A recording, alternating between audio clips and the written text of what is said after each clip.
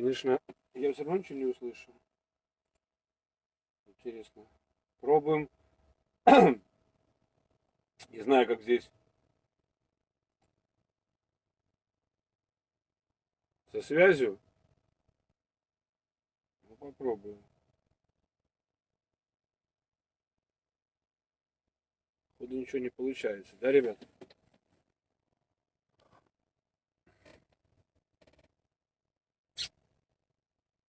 Ну вот, вроде пошло. Сейчас. Тын-тын-тын-тын.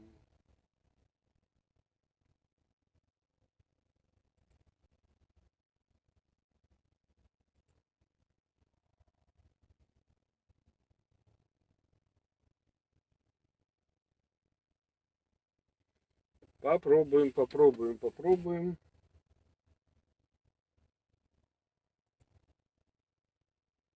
С этими настройками, с этим интернетом французским. Всем привет, ребята. Вот вижу, как меня слышно, видно.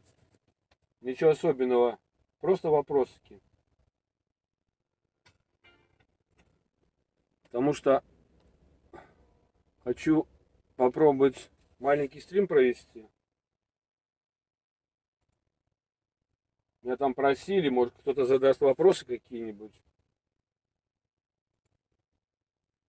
Чтобы я ответил. Если смогу, конечно. Так. Ну что-то у меня с интернетом не особо здесь. Французский интернет как-то. Я даже чата не вижу. Ага, на один человек. Было трое, сбежали. Ну я. Интернетом не особо здесь. Французский интернет как-то. Оба-на. Все, я вижу себя.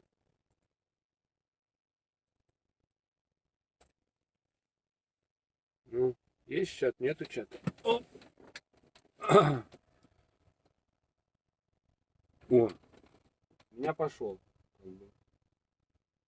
Ну ясно. Заходит и выходит, заходит и выходит. Будем, будем ждать тех, кому было интересно, чтобы я провел стрим и ответил на некоторые вопросы. Ну, если никто не придет в течение там 15 минут, тогда, значит, будем считать, что не интересен. И если никто не придет, соответственно, значит, никто не будет задавать вопросы, и на них не на что будет отвечать. А так просто хочу спросить, плюсики поставьте, если есть желание. Как видно, слышно. Как видно, слышно прием. Обычно так, да, делают. В очках приходится работать, потому что с телефона, значит, с компьютером как-то не особо сделаешь. Слишком большой трафик пойдет с этого. А у меня и так как бы по сравнению с Хейстеркампом здесь за счет интернета достаточно туго. Я, кстати, был на базе, так и не спросил, есть там интернет или нет интернета на базе. Хотя бы Wi-Fi. То у меня улетает за месяц 150 гигабайт. Это 50 евро я трачу на это дело. Каждый раз. Вот. Так. Это определенное число уже. 2 человека есть. Один из них это я. Вот. Как видите, я тут в кабине. Второй ярус. Сегодня занимался уборкой. Сегодня вычищал всю пыль, всю срань. Все, что только можно было из кабины. Потому что другого времени нет. И не было. На 24-ку приехал. Упал, уснул, проснулся, гипс. Шучу, конечно. Сразу надо было мчаться вперед. Так что, если кто-то там думает, что это какой-то игровой канал, там типа развлекательный, поучительный, то сори, это не это канал, не об этом. Я понимаю, что качество тоже не акти. Какое? Я, конечно, могу, наверное, повернуть камеру. Может, лучше будет? А сейчас попробую. О, все. Пропало, блин. У меня здесь интернет. Обычно перегрузка температурного режима. То есть получается, сейчас у меня здесь интернет пропадет. Не знаю, вот этот телефон у меня почему-то очень быстро перегревается. Причем неважно, какая погода на улице или в кабине, какая температура, тепло или холодно. Перегревается и все тут. Ничего с этим не сделаешь. Надо постоянно его... Ну да, только толку я сейчас переверну, наоборот, камеру, буду смотреть в компьютере комментарии, а если они будут, то я их видеть не буду. Сегодня, блин, у меня вот такие вот печенюшки. Это очень вкусная штука, типа наших маленьких песочных печений, но они с каким-то вкусом, ну такая, очень, очень вкусно. Мне очень нравится. Это типа моего ужина. Ладно, подожду еще минут 10. Если, ребята, вопросов не будет, тогда начну просто рассказывать. Просто от балды рассказывать что-то.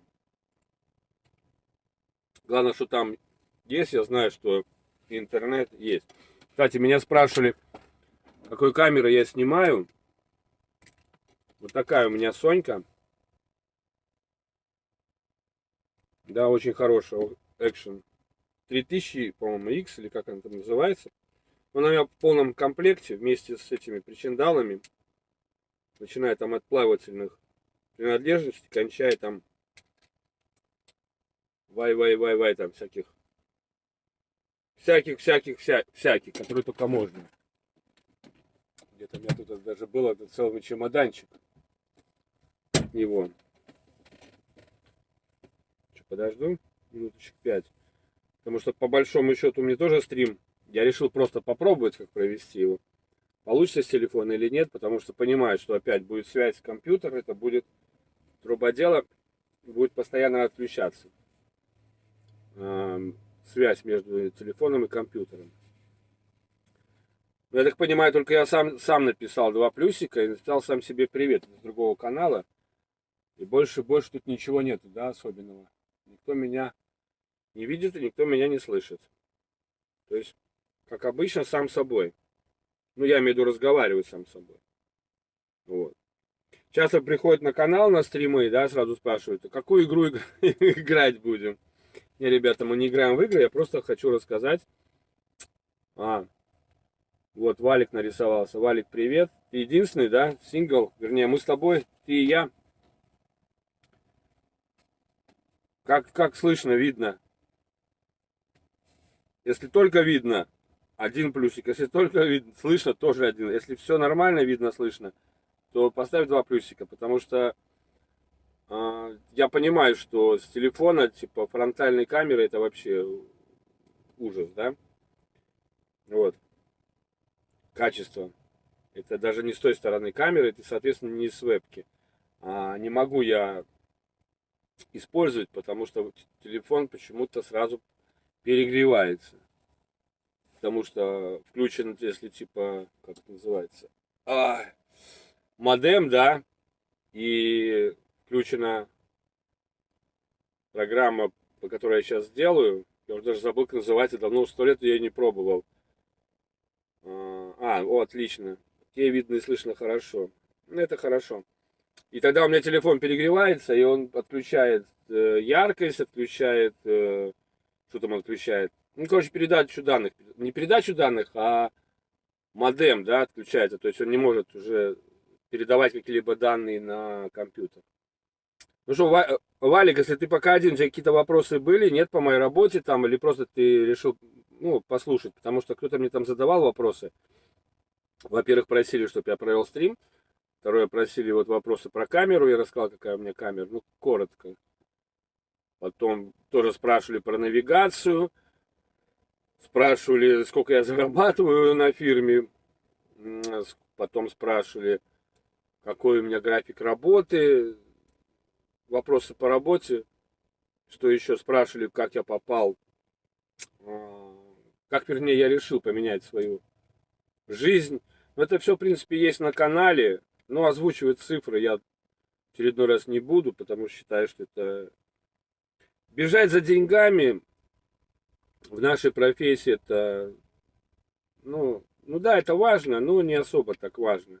Если вы получаете больше 100-120 евро в день, то это, считай, нормально. А там уже смотрите сами, нравится работа, не нравится работа. Потому что я встречал много ребят, ну немного, достаточно много, которые еще только приехали на каденцию, а уже им тяжело. Уже они скучают по дому, уже они скучают по жене, по детям. Это, блин, работа, значит, не для них. Им надо ехать, ну, работать 5 дней работают, типа, 2 дома, вот в таком плане. Ну, а европейский дальнобой, он немножко другой. Ты уходишь на каденцию, ну, в зависимости от какой страны. Да, если ты уезжаешь на неделю, на 2 недели, потом приезжаешь на 45-ку домой. Ну, мне, честно говоря, так тоже не особо нравится. Мне нравится вот 6, 8, 10 недель. Ну, скажем, 6 недель отработал, 3 недели дома. Оптимальный вариант. Хотя самый оптимальный 8 отработал, 4 дома. Это самое то. То есть ты себе делаешь всегда через каждые 2 месяца отпуск.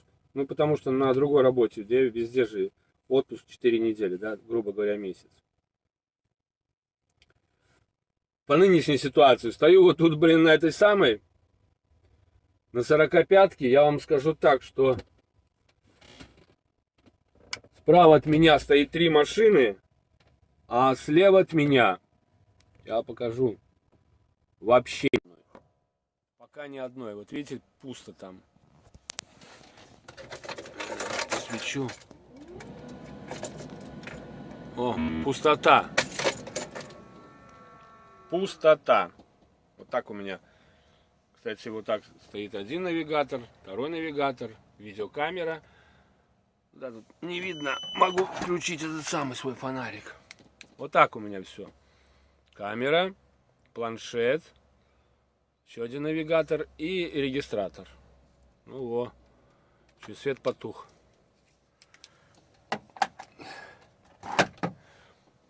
И там вот стоит еще один. Основной, вот этот, который. Такие вот меня причиндал. Еще в Айвека, у меня такая система вот в этой Стралисе. Как вы выключаете двигатель, проходит какое-то время и отключается аккумулятор. Ну, хорошо, есть кнопка включения аккумулятора. Просто так, без всякой фигни, он просто выключается.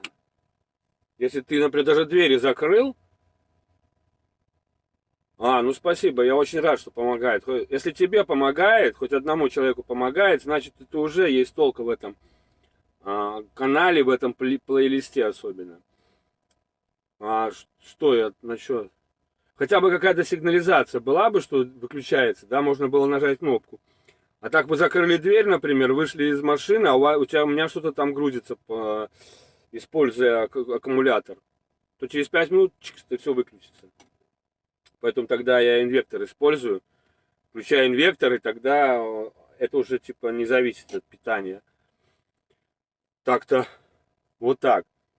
Это в Айвеке такая фишка есть. Бывает, забудешь, что у тебя аккумулятор выключил, а в этот момент ты что-нибудь сохраняешь, и надо тогда быстро включить новый компьютер, иначе все пропало. Бывает, ты сохраняешь там 2-3 часа, блин, видос, а через 2,5 часа ты выключил и забыл, и хопа, все потухло, все пропало. У меня так было изначально. Я одно видео загружал 1,5 дня вот из-за этой проблемы.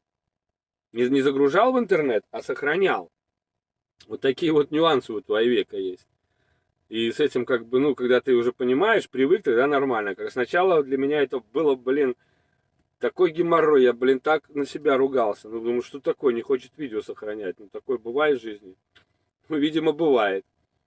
Вот.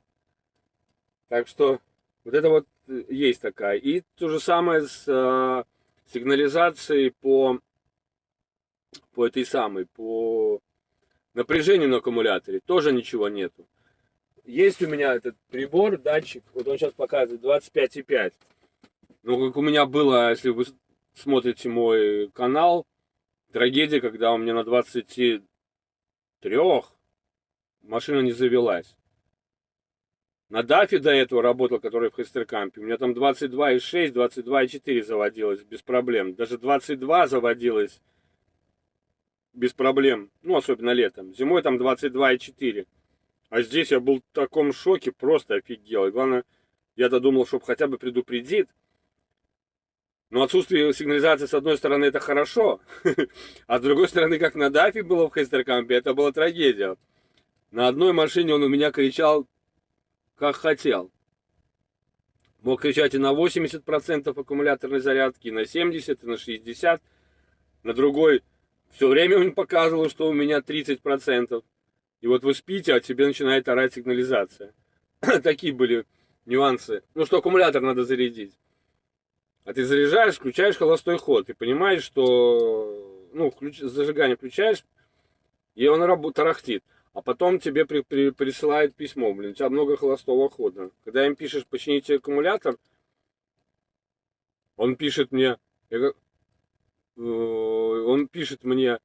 ты же не дурак, ты же можешь включить, посмотреть, какое напряжение. Ну, блин, ребята, одно дело, когда ты, блин, днем это делаешь, а другое дело, когда ночью, когда ты спишь такой весь, блин, сны видишь, и тебе вдруг начинает орать, что аккумулятор надо заводить. Это что, нормально, что ли?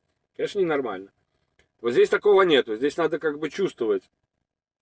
Поэтому, ну и здесь нету холостого хода, соответственно, такого большого дизельное топливо никто не считает особо. И тогда ты просто, ну, 2 раза это минимум. Но все равно, я спросил у этого самого, ну, заводишь, да, 2 раза минимум. Бывает и больше. Я спросил у владельца компании, на скольки? Он говорит, на 24 минимум. Потом якобы может не запуститься. Вот и ты ловишь момент. Что было 24, не меньше. Поэтому я вот ловлю вот 24. Это я ничего не включаю. Это вот только компьютер у меня работает от аккумулятора и вот подзарядка телефона. Даже этот самый регистратор выключаю, остальные все выключаю. Эти планшет выключаю. Камера у меня отключена, конечно же. То есть ничего нету, чтобы такого, ну там, брал, как бы, питание брал, да, такое мощное. Этого нету. Но все равно просаживают. А потом, если ты включаешь автономку, она же тоже берет питание от аккумулятора. И, блин, она работает, блин, в один момент может перестать работать. Хорошо, если это все происходит на базе, где есть там, где прикурить.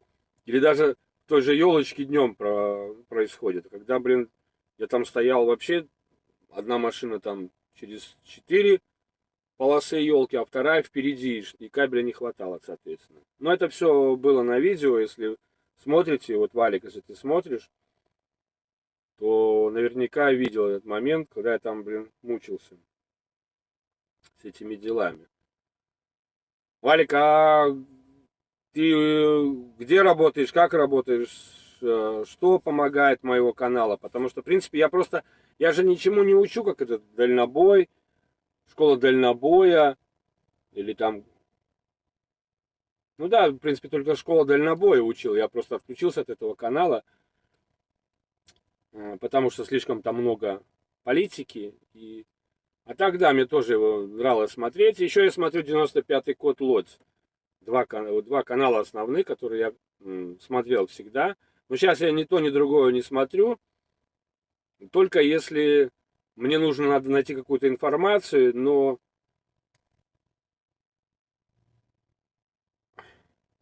Понял. Да, точно, вспомнил. Вот найти надо какую-то информацию, но у меня скачаны видео с Лодза 95-го, так что я там потаха. И то там был один момент, я задал один вопрос, помню.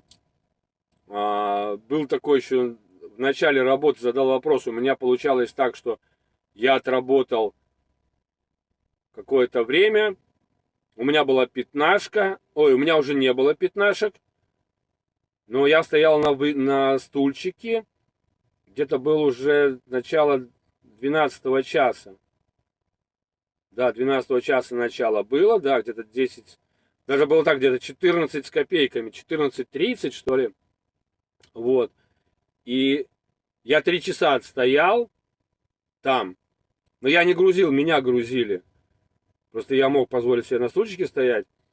И я знал, что можно воспользоваться 3+9, так называемым. То есть 3 часа стоишь и потом едешь. Ну, короче, 3 часа стоишь, 9 отдыхаешь, тебе засчитывается как 15-часовой рабочий, как 13-часовой рабочий день, а не пятнашка. Я задал вопрос, можно так? Он сказал, ну, мне сказали, что это нарушение. Какое нарушение, блин? И кого знает. Но меня проверяющие проверяли, я потом спрашивал, никакое это не нарушение, это все нормально. То есть неважно, ты мог 3 часа стоять, 11 часов отработал, 3 часа отстоял, поехал, нашел паркинг, и тебе все равно будет засчитано как 3+9. А там мне Сергей этот говорит, что нельзя. Поэтому я так больше особо не смотрю.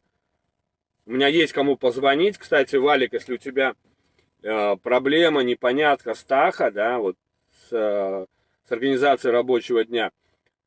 Я не знаю, ты сейчас на работе, не на работе. Открой левую дверь, ну, свою водительскую. Внизу ты увидишь наклейку. На ней будет написана фирма, которая ставила нам эти, как его, тахографы, да. И там есть телефон. Там Люкс, по-моему, фирма. И ты можешь тогда по этому телефону позвонить, и тебе дадут Илзаню. Илза там такая девушка, женщина. И ты можешь задать ей вопрос. Сказать, что у вас стоит мой тахограф, как мне, например, там с парома заехать, как на паром заехать, да, что нужно. А также ты можешь поспрашивать у нее по коду 95-му, по организации рабочего времени. Она с удовольствием отвечает на вопросы. Даже после первого разговора по телефону ты можешь ей писать в WhatsApp, и она тебе будет отвечать. Я так часто пользовался, когда начинал работать, именно с ней связывался, хотя я ее в жизни ни разу никогда не видел. Я просто увидел, что на дверях с левой стороны есть наклейка нашего тахографа. Ну, бюллетень, ну ясно. Но когда ты приедешь на работу, вот запомни, да, с левой стороны открываешь дверь, там наклеечка. Там будет написано «Люкс». Компания, она для Heisterkamp устанавливает как раз эти тахографы. И они помогают бесплатной консультации. Ну, проводят бесплатную консультацию именно для водителей Heisterkamp, как минимум. Так, ну что я хотел рассказать.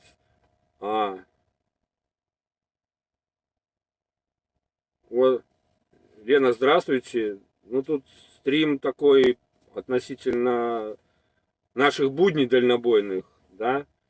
Если вам это интересно, добро пожаловать, конечно. Если есть какие-то вопросы, задавайте. Ну, смотрите вы мой канал, не смотрите. Подождите, вы как... Не, по-моему, вы мой подписчик, вы часто мне писали в комментариях, да? Это вы, по-моему, да? Хорошие слова писали. Вот. Так что вот так. В принципе, вот этот последний и вообще весь канал, да, и еще раз повторю, я буду постоянно подтверждать, да, ой, какой мужчина, да, все, я понял, Леночка, это вы. Вот, что хотел сказать, ну, видите, приходится, стареем, уже в очках смотрим, потому что буковки там маленькие, вы маленькими буковками всеми пишете, ну, не только вы, все пишут маленькими буковками, поэтому нужно немножко очки, хотя потом, когда снимаю очки, я вообще так фигово вижу, это просто жесть. Так что я их ношу по минимуму, только когда надо что-то там заполнить, писать, во сколько начал работать с МРки, а так нет. Потому что мне пошел проверять зрение, мне сказали, что у тебя все нормально со зрением, очки не нужны, только типа для чтения. Вот тебе выписали, на медкомиссию можешь ходить без очков. Спасибо, понял. Так что вот так. Да, и еще повторю, что канал просто о наших буднях, потому что многие тут, знаете, как посмотришь, Инстаграм, Ютуб, что там еще у нас есть, Телеграм-каналы, Фейсбуки. Такая работа, блин, супер. Просто это самое, как его, сплошные праздники. Праздники, отдых. Кто-то там светит свои пузыри, не знаю, рыбалку, да, это все может присутствовать. Кто-то злоупотребляет, кто-то перезлоупотребляет, потом выставляет друг друга фотки. Но поверьте, основная эта работа, это наши будни. Праздник ты делаешь сам себе в зависимости, опять же, от того, где ты встал, в каком месте и насколько ты встал. Одно дело, ты приехал на паркинг, и у тебя 9 часов только. За 9 часов ты должен помыться вечером, сделать себе, приготовить ужин, если его нет, ну, как минимум подогреть, покушать, связаться с родными и близкими, лечь спать, встать, помыться, побриться, почистить зубы, привести себя в порядок, продуть кабину от всякой ночной перхоти, да, грубо сказать, сходить в туалет, ну, это естественно, да, позавтракать, и ровно в 9, там, 1 минута, 5 минут, желательно, да, стартануть. И какие здесь развлечения могут быть? Если я даже 11 часов, да, другой раз. Я всегда, кстати, говорю, что мы не должны отдыхать 9 часов, мы должны отдыхать 11 часов. А отдых 9 часов, это неправильный отдых. Потому что даже если ты отработал 13 часов, ты должен отдохнуть 11 часов. Даже если ты отработал 15 часов, ты должен отдохнуть 11 часов. 9 часов это по необходимости, когда компания запрашивает тебя, да, отдохни 9 часов, чтобы быстрее ехал. А так не надо стараться эти 9 часов отдыхать. Это неправильно. У нас же часто как бывает, ты не торопишься никуда, но, блин, если ты думаешь, ты отработал 14 часов, значит, ты должен поспать только 9 часов, отдохнуть и должен ехать. Ничего ты не должен. Ты должен отдыхать 11 часов полноценные. Потому что в любом случае будет записано как девятка это, потому что ты работал в сутки 15 часов, 14, и у тебя не будет 11 часов, потому что в сутках 24 часа. Но мы привыкли так делать и гнать. На моей, например, фирме в данный момент просят, чтобы, если я отработал, даже бывает, я 13 часов проеду, да, просят, чтобы я 9 часов только отдохнул. Бывает, проеду 14 часов, тоже просят, чтобы 9 часов отдохнул. А когда не просят, это ваше право, сколько отдыхать. Ну и старайтесь отдыхать минимум 11 часов. Даже за 11 часов, приехав вечером, вы не пойдете ни на какую рыбалку, ни на какую пьянку-гулянку. Ну, если вы нормальный, реальный человек, тем более вы не пойдете кому-то к соседу выпивать. Хотя находятся и такие ребята, к сожалению. Тоже касается 24-45. Вот в моей компании, например, достаточно серьезно смотрят на употребление алкоголя. Я не знаю, как на базе, но если что-то случается, поверьте мне, капиталисты, он даже тебе не скажет, он тебе скажет, езжай домой, реши свои проблемы, то, сё, 5-е, 10-е, и там через пару недель ты к нам приедешь. Это все фигня, никуда ты не приедешь. Просто они перестраховываются, чтобы ты за это время, блин, ничего с собой не сделал, и в нормальном состоянии. Дашенька, привет, привет. Я во Франции, роднулька.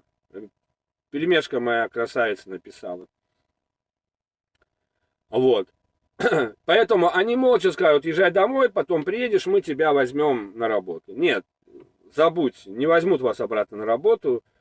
Вам просто дают возможность в нормальном, хорошем состоянии ехать домой. Это правильно выражение есть, что иностранцы улыбаются, а думают они по-другому. Ну и я считаю, что, наверное, правильно так поступает. Они, единственное, тебя как бы увольняют, но они тебе не делают как бы взбучку, да, не травмируют тебя психологически, и так у людей депрессия. Были у нас случаи в этой компании, даже не один случай был, что выпивали с похмелья, что-то ломали, куда-то врезались и ехали домой с надеждой опять вернуться. Но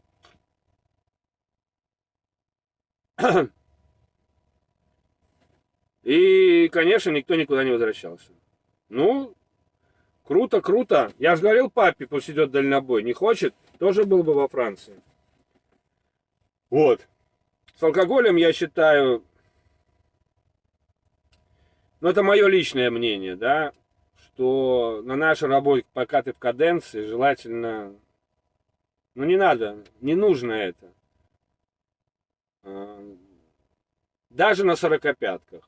Вот домой времени хоть ты, блин, целый, весь отпуск улетай в космос и летай там, блин, на дельтаплане, блин.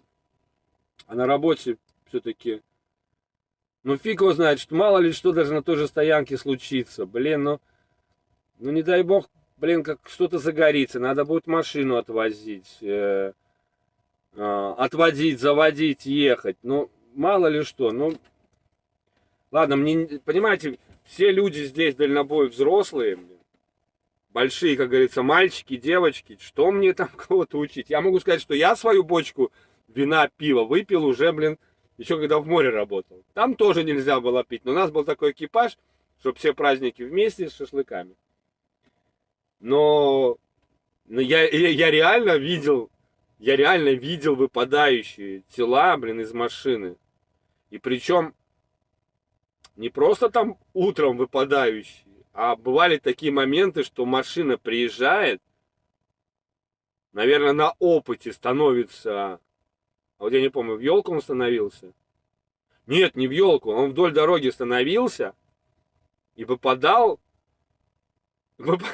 выпадал из кабины прямо в траву. Да, не вел, прямо так в траву выпадал.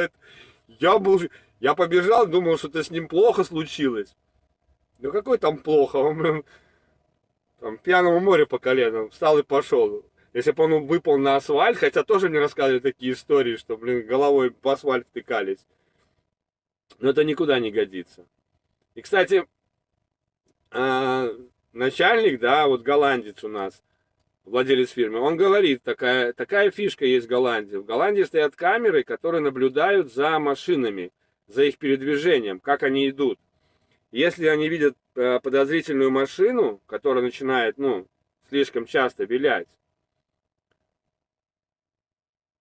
то они начинают вести эту машину автоматически. Автоматически камера начинает вести машину, и автоматически идет сигнал на ближайший пост. И выезжает патрульная машина, и ну все, начинается проверка. Сводят с трассы, либо останавливают прямо там для безопасности. И начинается полная проверка. То есть трубка, да, там все эти дела. И просто мы никто, кто об этом не знает, никогда не задумывались. А почему, как они вот иногда в некоторых странах, ну в Голландии точно, они знают, кого нужно проверять на трубку. Каким образом? А оказывается, вот в количестве каких-то километров, да, камеры ведут человека, вот машину, не человека, а машину ведут, и когда слишком это все подозрительно становится, они передают, оказывается, на пост. И тогда вот на выезд именно на эту конкретную машину. Не стоят так специально ловят, да. И, кстати, один раз у меня так было, что меня тоже проверяли. Но меня не проверяли на алкоголь, кстати. Это было в Германии. Меня просто тупо взяли документы, зачем-то попросили чип-карту вытащить, проверили, и ничего не давали, мне трубку не давали. Просто проверили документы, ну, видно, увидели, что я, ну, трезвый или что. Наверное, где-то я как-то так неправильно себя вел. Хотя, да нет, я вроде, ну, все может быть. Может быть, мне как-то незаметно было. Может быть, где-то там кого-то поджал влево, да, знаете, как бывает, едешь чуть левее, чуть правее. Какую-нибудь там птицу упавшую объезжаешь. Ну, как-то вот так, такое было. Я об этом даже не думал, не задумывался. Это у меня было вот, по-моему, позапрошлой каденции на Хестеркампе. Не задумывался. А вот когда вот начальник сказал Витьку, об этом рассказал, да, я вот так подумал, что действительно, а вот действительно, вот подумайте, как они из всей этой толпы, особенно в Голландии, могут выловить пьяного. И именно в Голландии очень часто вылавливают пьяных. Потом, по-моему, в Германии еще вылавливают пьяных часто. Во Франции нет, во Франции, по-моему, все знают, что здесь штрафы такие, что мама не горюй, и, наверное, никто не злоупотребляет.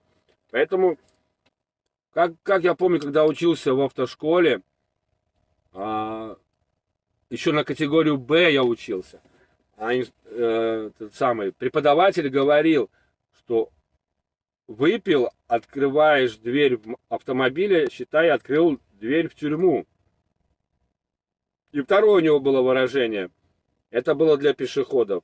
Опустил ногу на проезжую часть, открыл дверь в больницу. Вот такие вот страшные и серьезные слова. И в принципе он прав, потому что как в наше время очень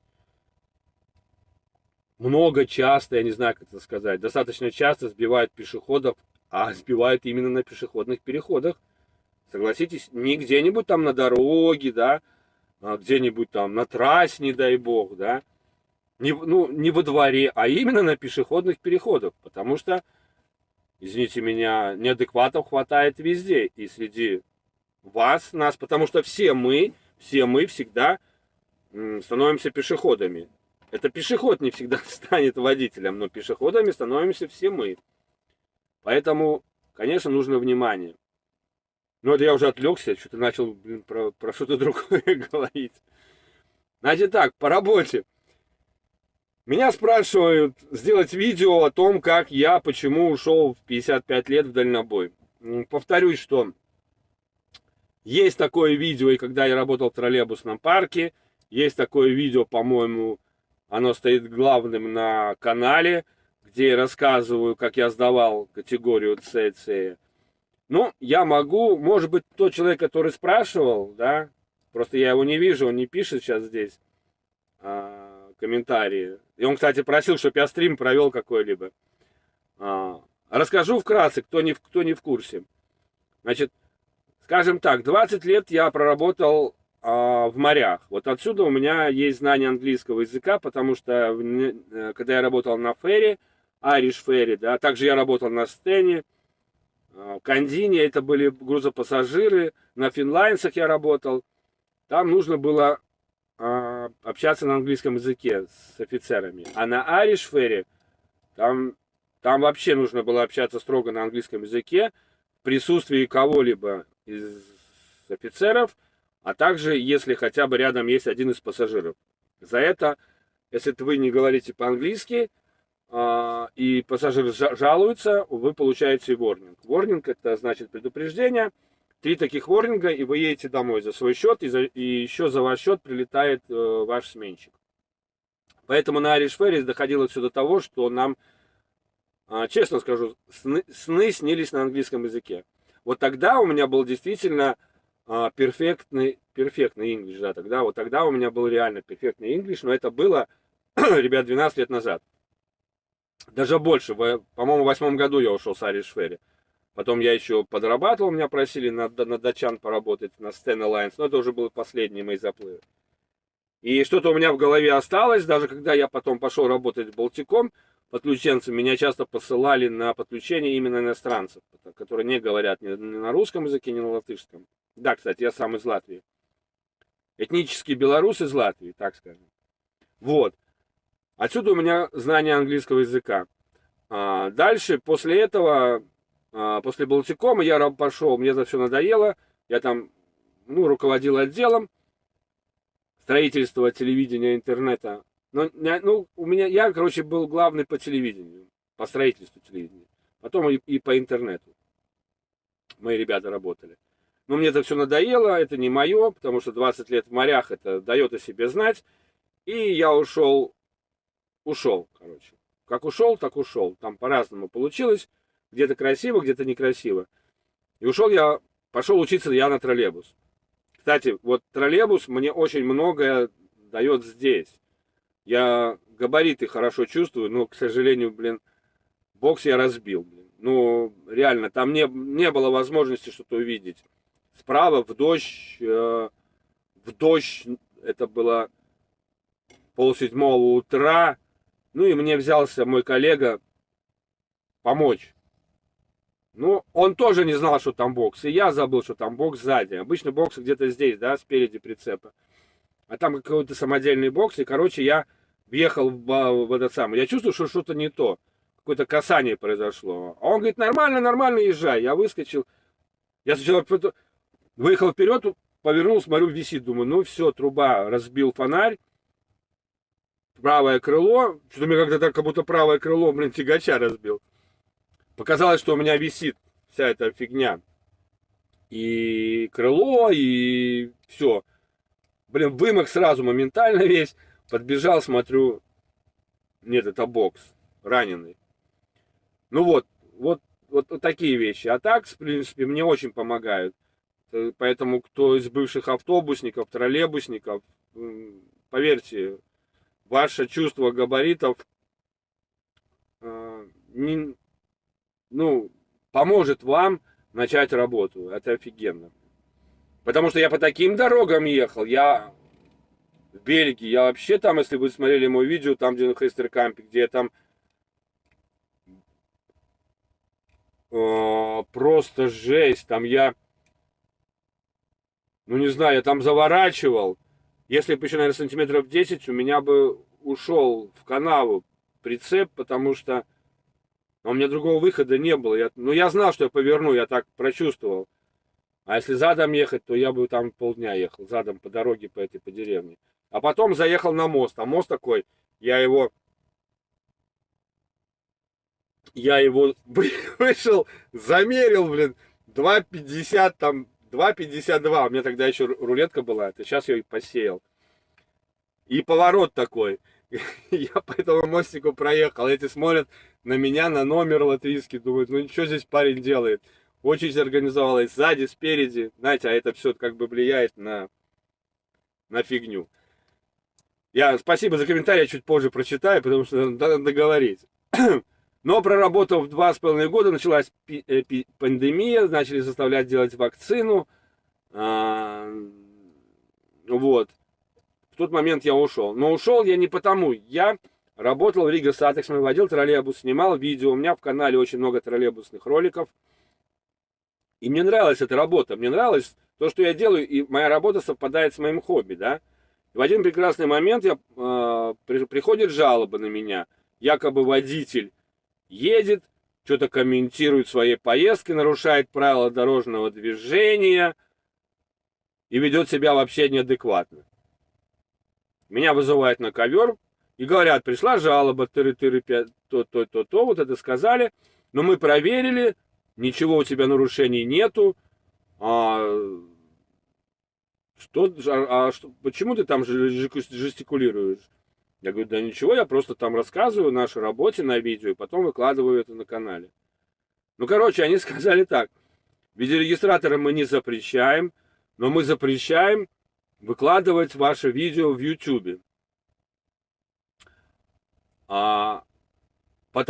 И вот тут самое интересное, потому что ваше видео может нарушить защиту персональных данных пешеходов. Понимаете? Они не сказали, что мы запрещаем, у нас запрещено, типа это какая-нибудь там тайна или что-нибудь такое.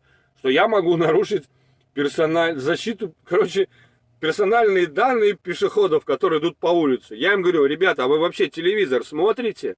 Какие нахер, извините, персональные данные людей, которые гуляют по городу? Новости смотрите, блин? Там же сплошь и рядом и вас могут снять, и меня могут снять. Что значит нарушение? Я же не акцентирую внимание на этого пешехода, на этого или на этого. Ну, короче, это была точка. Но я тогда промолчал. Единственное, я сказал им, и сейчас скажу, что я сказал. А до этого я, где-то за 4 месяца до этого, я думал, что я сейчас наснимаю все видосы про троллейбусы, все маршруты наснимаю. И пора переходить на следующую ступень, на автобусы. Я пошел учиться на автобусы. То есть я пошел, у нас, чтобы стать на автобус, ты должен знать категорию С, а потом идти на категорию Д. У меня там вольтаж осталось 25,2, нормалек. Без этого, без категории С ты Д не получишь. Есть варианты, но я могу потом как-нибудь рассказать об этих вариантах. Как можно, не садясь ни разу на грузовую машину, получить категорию Д. У нас в Латвии. Но я, начал учиться. Категорию С. Учился. Вот тоже у него, как у меня, фонарики сзади светят. Первая машина приехала. Вот. И, я еще на тот момент не сдал на категорию С. Но вот произошел вот эта жалоба. И я им просто говорю, вы знаете, что вы мне обрубили крылья, мне больше не интересно работать в этой компании, в Рига Сатекс, просто не интересно. И я буду уходить. Но они знают, что мне нужно отработать 3 года, а я на тот момент отработал буквально 2 года и 2 месяца, а если я буду раньше уходить, у меня будут штрафные большие. Ну, там не штрафные, а выплата там. Если ты отработал 2,5 года, тогда у тебя выплата там 55%. Вот считайте, 2700 евро стоит мое обучение. Вот 55% я должен заплатить, если я уйду в октябре. Ну вот, но я-то уже начал учиться. Я хотел получить категорию D. У меня были там предложения, потом возить туристов, такие вещи. И мне нужно было сдать категорию C, по-любому. Вы знаете, вот категория C, это была самый трудный вообще экзамен в моей жизни. У меня никогда не было такого трудного экзамена. Ни в чем, вообще нигде. Ни в школе, ни в армии, ни, в мореходке. Не было у меня самого такого трудного экзамена, как сдача категории С в Риге. Я сдал категорию С с 3-го раза. И не в Риге. Потому что в Риге, ты учишься на одной машине. Садят тебе на другую машину. Не дают время освоить машину и давай гони. И вот такая вот вещь, она просто реально нервирует. И инструктор такой, ну, я не буду там себя оправдывать. Короче, первым я не сдал из-за того, что, пошел, надо было на поворот идти там, где никто никогда бы не делал разворот. Да, разворот никто бы нигде не делал. А в час пик, в 8 утра, когда все на работу едут, а сделали бы дальше. И мне, соответственно, не давали развернуться. Ну, не давали. Слева такси подъехал. Инструктор говорит, этот инспектор, почему ты не разворачиваешь? Я говорю, такси мешает. Оно уже давно уехало. Говорю, как оно уехало? Вот оно стоит под боком. А там со двора идут. Так идут машины, так. Я ничего не могу сделать. Когда я уже вроде как бы сделал, чуть-чуть качнул, на 10 сантиметров за бордюр заехал.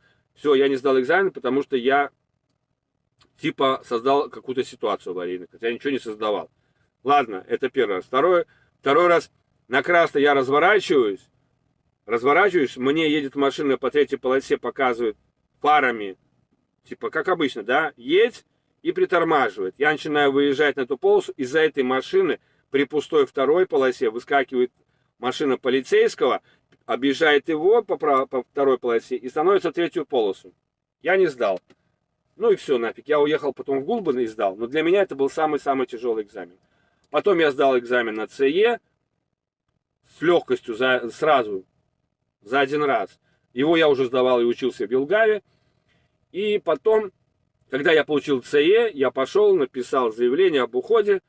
Меня заставили отработать месяц, я отработал месяц. И 30 октября я уже был... Нет, 30-го я не был, 30-го я выехал. 31 октября я выехал из Риги, и 1 числа я был уже в Хейстеркампе в Голландии. Вот так я попал в эту профессию. Но в этом году, в июле, я закончил еще категорию D, то есть получил автобусные права. И теперь на меня давно ничего не висит, никакой долг. У меня есть права Б, Д, Д1, СЕ, С, Д, ДЕ, короче, полный фарш. Вот так я попал в профессию. Это ответ на вопрос, когда меня спрашивали, как я вообще попал в эту профессию. Сейчас почитаю ваши комментарии. Fireman. Волк сначала. Валик написал, я ходил на рыбаке, Кастл Пул, здесь Англия. Ну, тоже по морям, да? Ну, значит, ну да. Так что, коллега.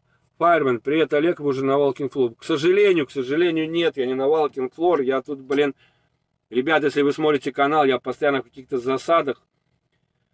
То одно, то другое, то третье, то четвертое. То груз не так стоит, то еще что-нибудь. То я приезжаю на выгрузку, меня выгружать будут только через неделю. Соответственно, я уезжаю на другую выгрузку, меня посылают.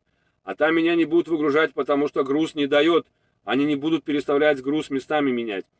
Потом я еду в другое место, мне там должны загрузить груз на Брюссель. На этот груз они не будут выгружать тот, который стоит, потому что У них времени нету, и они не хотят. А груз они не могут засунуть, потому что где-то примерно столько не хватает, если 6 палетов ставить. 7 палетов ставить. Не хватает буквально 10 сантиметров.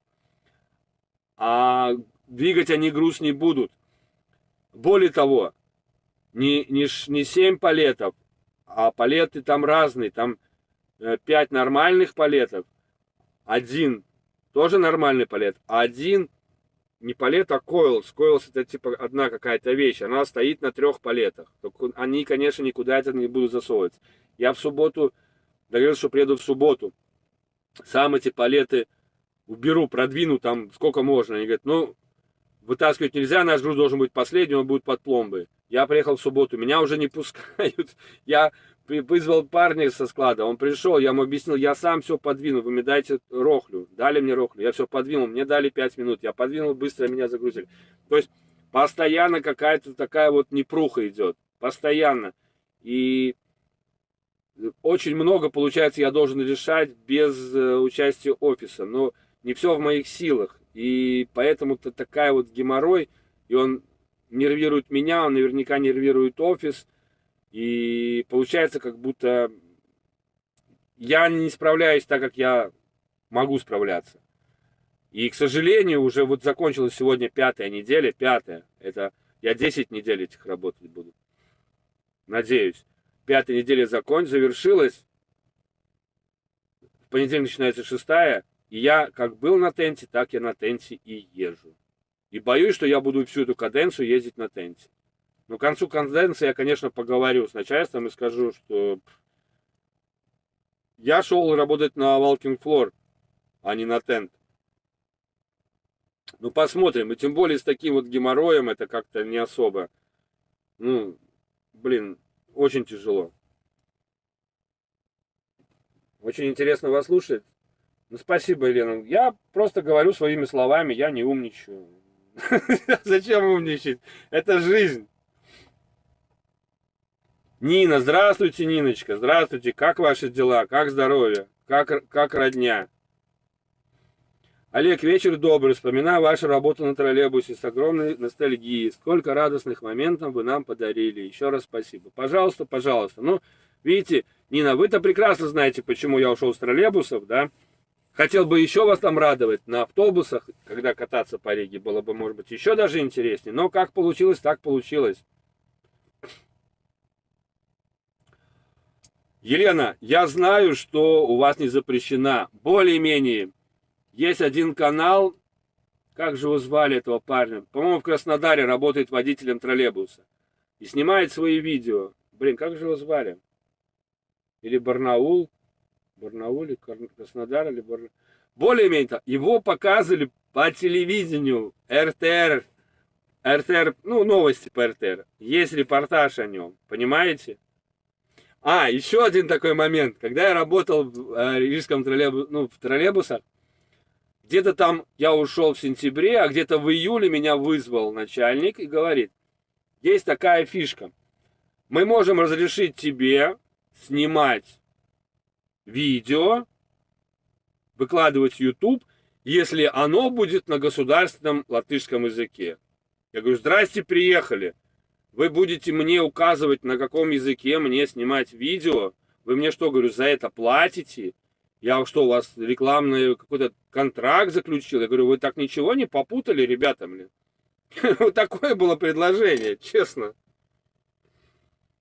Родня нормально, я часто пересматриваю видео, где вы по нашим адресам ездили, как пельмени готовили, как организовали встречу с моей подругой. Да, было. И я это помню. И как она ручкой махала вам. Все это было. Ну, честно, вот скажу так, что уйдя с Рига Сатексме, придя в дальнобой, я почувствовал себя опять тем моряком в конце 90-х, начале 20-х, 2000-х, когда реально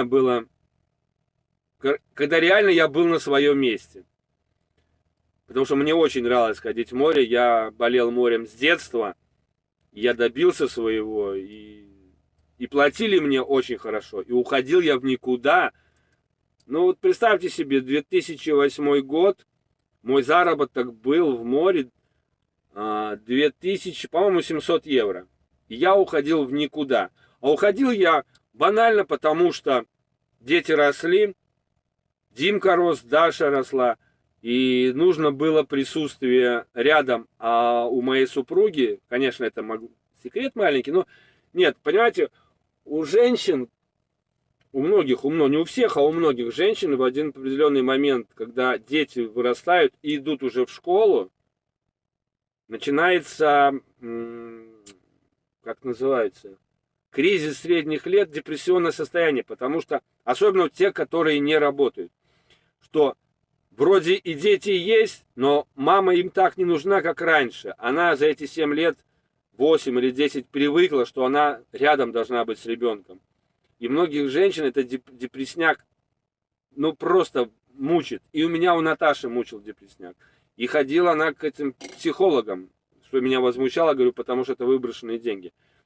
И я понял, что нужно сделать. Нужно сделать, чтобы моя жена, она у меня не работала, как мы поженились, чтобы моя жена пошла работать. Я сказал, Наташа, тебе нужна работа. Помимо хобби, тебе нужна работа. Хочешь, не хочешь, но нужна какая-нибудь работа, чтобы ты была занята. Не как белка в колесе, а была занята. И мы на этом решили, что я остаюсь дома, она идет работать, и я работаю в Риге. Вот так я ушел с моря. Это на вопрос, который наверняка скажут, зачем ты ушел, такая большая зарплата. Причем я еще раз скажу, что я уходил в никуда. У меня не было места, куда я пойду работать. У меня были желания, куда я хочу работать. Вот это было у меня. И первым, куда я пошел работать, я пошел в компанию Rollvix. Меня по знакомству там электриком взяли. Но мне особо это не нравилось. Там коллектив был не совсем такой хороший. Ну, мне не нравилось. Ну, вообще, не мое это. Хоть у меня образование электрики, я в нем понимаю в электрике, но это не мое. Вот. А потом я понял, что мне нужно идти, работать что-то связанное с интернетом, с телевидением, потому что я в этом соображал, мне это нравилось, я понимал и мог принять адекватные, быстрые решения, если какая-то проблема там при подключениях. Но чтобы туда попасть, нужно как-то, схитрить. Я как схитрил? Я узнал, что нужны почтальоны в Латвия Спас, на своей машине. А Латвия Спас в этом районе обслуживал Балтиком. И я попал как раз на этот маршрут, где я возил в Балтиком письма. Заказные, да. И там познакомился с секретарем. Настюша такая, большое спасибо, если ты там смотришь. И как-то там через пару недель я решил с ней заговорить. Говорю, какая у вас классная компания, жалко, что сюда нельзя устроить. Он говорит, почему нельзя? Присылай CV. Я говорю, так я посылал CV вам уже, но ни ответа, ни привета, ничего нет. Потому что, наверное, мне возраст. Мне было тогда 43 года. Вот. И он говорит, давай еще раз пришли, и все будет окей. Я прислал, меня через 2 дня вызвали на assessment, на собеседование. Вот. Я пришел, меня взяли, сразу взяли, но потом, когда я уже через 8 месяцев стал бригадиром, а после 8 месяцев, где-то еще через 5 месяцев я уже руководил отделом, мне мой коллега Миша, если видишь, привет, сказал, ты знаешь, вот тебя взяли только потому, что Настя посоветовала. Не хотели тебя брать, потому что, 43 года, сам понимаешь. Думали так, ты отработаешь месяц, скажешь, идите вы нафиг, мне тяжело. Только я говорю, Миша, я же бывший моряк. Что мне там, по кранам ползать, что по чердакам, Говорю, мне это вообще... Он говорит, мы это и увидели, и удивились поэтому. Вот такая вот у меня была судьба. Ничего себе, Нина. Брюс Ли. Олег, спасибо вам за видео. Смотрю все каждый день, да. Так вы не хотите работать на тенте, а на цельнометаллическом. Сейчас, Ниночка, поздравляю вас. Вы стали еще, блин, еще плюс дважды бабушка Саша и Дима. Ну, блин, супер. Супер, супер, супер. Поздравляю вас. Это, я так, старшая дочка, это, которая супруга музыканта, да? Известного. Брюс Ли, так. Нет, да мне нормально на тенте, я могу работать на тенте, но мне не нравится то, что здесь происходит, вот эти вот непонятные вещи. И скажу так, что на тенте, что на волкинг-флоре заработок один и тот же, но работа много легче. Понимаете, здесь на тенте не та работа, как в Хестеркампе. В Хестеркампе тоже были на DHL, по-моему, нет, на DHL, или на DHL, доборы, да, то есть не одно место погрузки-выгрузки, а поедь туда, возьми, туда поедь, возьми, туда поедь, возьми. То же самое было, когда я работал там на Ланскроне. На Ланскроне, по-моему. Или не Ланскроне было. Нет, был такой DHL ДК. Италия-Дания. Тоже там было. Но там было один раз у меня такое. Что возьми там, там, там, и потом выгружайся непонятно как. А здесь это постоянно. Постоянно несколько грузов, несколько выгрузок. А представь, если груз неправильно стоит, ну нафига вот этот геморрой, и требуют от тебя решения, договорись, я пошел договориться, нет, сказали, не дадим. Они говорят, давай еще сходи, ну второй раз пошел, третий, меня уже гонят нафиг, ну понимаете, а это не Рига, не Латвия, где там родной язык, это Франция, они не так не понимают по-английски, уже над переводчиком им пользуешься, ну вот в этом геморрой, а так я работать могу на всем, ну могу и на бочках, если сдам. Если будет желание. Нет, нет, я не от того, что тут мне не нравится. Нет, просто вот эти вот нюансы, которые здесь происходят, вот они мне не нравятся. Вот в этом. А я, в принципе, знаю, как Витя работает. Он взял в одном точке вот зерно и повез в другую точку. У него нету 10 точек. Типа высыпи там 3 тонны, здесь 2 тонны и там еще 10 тонн. Он взял и отвез. На базу приехал, взял в одной там фирме палеты с чем-то, какой-то груз цельный, увез его во Францию, там сдал и опять за зерном. То есть проще. И финансовый вопрос, деньги те же. Но еще раз повторю, я шел в дальнобой не из-за денег. Деньги для меня, ребята, были важны. Но у меня на тот момент был такой период, что это не самое главное. Понимаете, не самое главное было в моей жизни. Деньги важны, но год назад для меня это было не столь актуально. Сын работает, дочка работает, ну, жена работает, я работаю. То есть я работать пошел в удовольствие. И мне реально нравится здесь работать. Как бы это смешно ни звучало, мне реально нравится работать в дальнобое. Вот мне нравится ехать, мне нравится грузиться, мне нравится выгружаться. Мне все нравится. Мне нравится решать какие-то задачи, какие-то маленькие проблемы. Мне нравится стоять не на больших паркингах, мне нравится стоять в промках, мне нравится стоять на лесных паркингах, где я могу погулять. Мне это все нравится, понимаете? Вот когда просто ты вынужден решать такие задачи, которые ты знаешь, что ты их не решишь, потому что это не в моей компетенции. Я не могу заставить работников выгружать груз не их. Это должно делать из офиса, звонками, имейлами или как-то. А здесь получается, что они не могут решить, и я не могу решить. И я чувствую себя крайним. Вот это мне не нравится. А так нет, так все нормально, блин.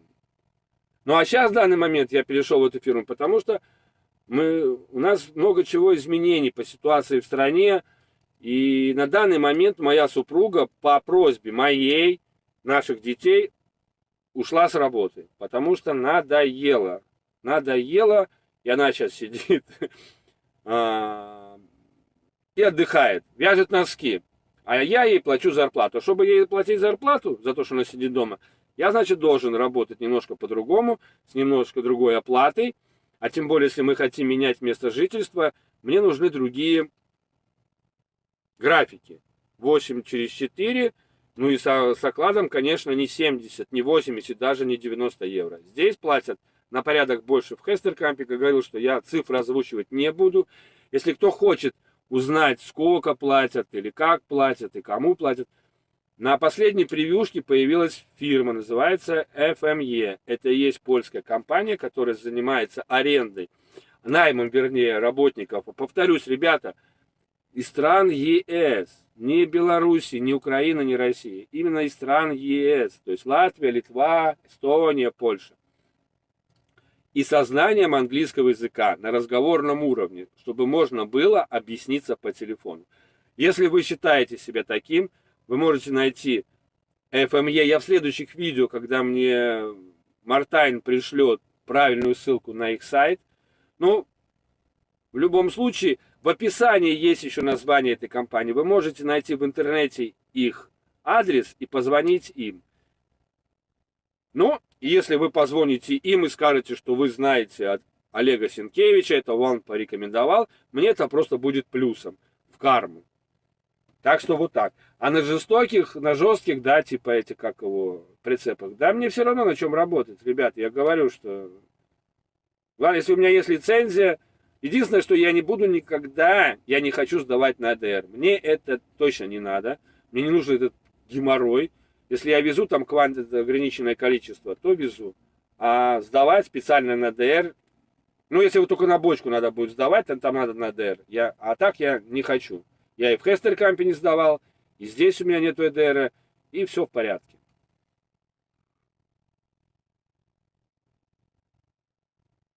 Понял. Старшая, она же... Да, я понял.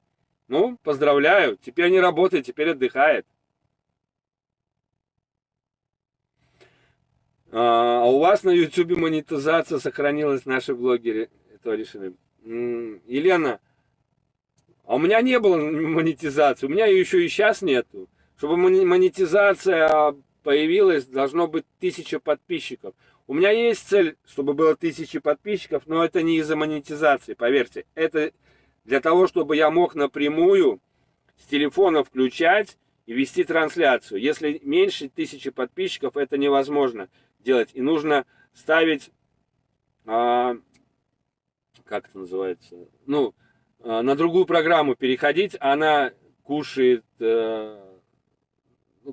память, она перегревается, и я не могу, например, провести трансляцию с компьютера, поставить видеокамеру нормальную, которая у меня есть, да, веб-камера, даже 2 их есть. Я это не могу сделать, потому что перегревается и отключается. Вот для этого мне нужно 1000 подписчиков. А монетизация сама по себе, ну, достигну я, смотрите, монетизацию. Будет у меня монетизация. Да, ответ да, у меня будет, да, монетизация, потому что я из Европы. А Россия, я не знаю, как Беларусь, как Украина, Россия лишена. И, кстати, тут сразу очень много людей, которые кричали, что для них не важна монетизация, отвалилась из YouTube. Но я так понимаю, там в Дзене где-то и еще какая-то есть, какая-то платформа. А вот. Но, вот смотрите, я достигну монетизации, 1000 подписчиков. Но вы посмотрите на мои просмотры.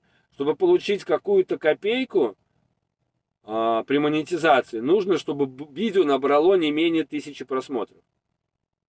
И то в зависимости, с какой страны происходят просмотры. Если это происходит из России, это, скажем, 10 центов за, ну я так скажу, $1 за 1000 просмотров. Если из Америки или там из Австралии, по-моему, $5 за 1000 просмотров. Понимаете? Поэтому многие делают англоязычные, да, каналы, чтобы их там смотрели на Западе. Ну, я говорю, да, конечно, хотелось бы что-то получать с YouTube, но у меня есть другие доходы в сети. Например, у меня есть сайт dotska.lv. Я с него имею там, ну, немного, но в год 200-250 евро жене на колготки, как говорится. Просто для меня вот 1000 важна, что я смогу спокойно, без всяких посторонних программ, включать и вести трансляцию. Причем в лучшем качестве, чем сейчас. А так, да, Латвия не лишена монетизации, неважно, на каком ты языке ведешь. Важно, с какой стороны ты вещаешь. Ну, зарегистрирован твой канал, наверное. Но я не знаю, как там по России, как они там определяют. Но такая фишка есть. Да, Fireman, а в этой фирме тоже оплачивают паркинг? Конечно, оплачивают. Более того, знаете, здесь как-то намного проще, чем в Хестеркампе.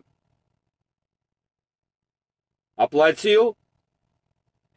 Хотя не знаю. Да, проще в том... почему проще? Смотрите, в Кэстеркампе было так. Ты приехал на паркинг, там поставил паркинг, плата, да, и там сколько это стоит, и сфотографировать чек надо. И посылаешь туда. Если ты это делал, скажем, до конца месяца, то ты получишь возврат 10 числа. Если ты делал 1 числа, то ты получишь эти деньги через месяц 10 числа. Здесь же заработная плата приходит каждую неделю, за каждую неделю. В понедельник приходит письмо с просьбой, сколько дней отработал. Ну, пишешь там полных 5, там, с понедельника по пятницу, либо полных 6, там, с понедельника по субботу. Потом приходит платежка, ну, за эту неделю ты видишь, сколько ты заработал. Грязными и чистыми. И в этой платежке уже твой чек, если у тебя был паркинг. Все, платежки. Система оплаты. Я сейчас боюсь, что... нет, 25 вольт. Система оплаты в этой компании такая. Первые 3 недели все ты получаешь только платежки. Инвойсы, да? Первую неделю там, ну скажем, это 41 неделя, 42 неделя, 43 неделя. Ну, недели, потому что в дальнобое не так, что первая неделя августа или сентября или октября. Каждая неделя имеет свой счет. Ну, как в бухгалтерии. 41, 42, 43. Ты получаешь платежку за 41 неделю, за 42, за 43. Но денег ты не получаешь. Если ты хочешь выписать аванс, ты можешь его выписать. Но денег ты не получаешь. 3 первых недели деньги идут все на депозит. Вот на 4-й неделе ты получаешь за 1-ю неделю. На 5-ю неделю ты получаешь за 2-ю неделю. На 6-ю за 3-ю неделю. И т.д. Вот, например, отработав 10 недель, я получил за 7 недель. Когда я иду в отпуск, через неделю в отпуске я получаю за 8-ю неделю, 2-я неделя в отпуске я получаю за 9-ю неделю, 3-я неделя в отпуске я получаю за последнюю неделю. Вот такая здесь система. Я считаю, с одной стороны, это как бы неудобно, ну а с другой стороны, если авансы дают, то какая проблема? Написал письмо, я написал письмо, мне аванс пришел, он мне сказал в понедельник будет, я ему написал в пятницу, я в субботу получил аванс. Или даже в пятницу получил аванс. А почему-то депозит, потому что люди разные, особенно наши люди разные. Мало ли что может случиться с машиной. Да, там есть саморез какой-то, мы подписываем 1250 евро или что-то такое. И вот чтобы, если ты что-то сделал не то, неправильно, причем там написано, что самориск это в том случае, если ты не можешь нормально объяснить, почему там произошла авария, почему тебя там сломалось это, да. Ну, реально, где там ты виноват. Не потому что ты ехал, у тебя зеркало отвалилось, а просто где-то врезался, где-то что-то произошло, и ты не можешь реально объяснить. Тогда у тебя могут самое большое вычистить эти 1250 евро. А откуда они их могут вычистить? Вот с этого депозита. Депозит, он есть на многих фирмах. Я до этого слышал, я просто не сталкивался. Я здесь первый раз столкнулся, но такая система есть, депозит. Что тебе немножко задерживают денежку. Ну задерживают, зато, получишь их потом. Но самое главное, что если у тебя денег нет, ты можешь заказать аванс, тебе его перечислят буквально на следующий день. И паркинги, да, все оплачивают. Ну, естественно, не оплачивают себе там души, там стиральные машины и т.д. и т.п.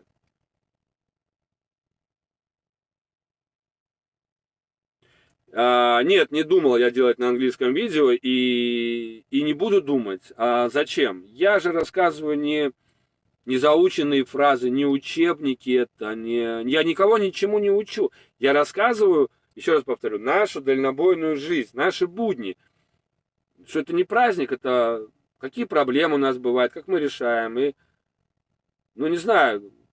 Единственное, что вот если вы заметите, я в этом плейлисте добавил субтитры. Причем добавил субтитры, я не знаю, автоматически. Я их не пишу, не писал. И тем более, зачем мне, блин, делать на английском языке, если у меня просмотров там, блин, ну, 200-300. Зачем надо? И то, что я говорю, это интересно нашим людям, понимаете? Так вот, я сделал возможность субтитров английский, голландский и польский. Почему польский? Потому что фирма компании FME, некоторые из них подписались на меня. И руководитель компании говорит, ты, блин, у меня первый драйвер, у которого есть свой канал на YouTube, блин. Говорит, ты, блин, молодец, ты супермен. Ну, только материального толку я от этого не вижу.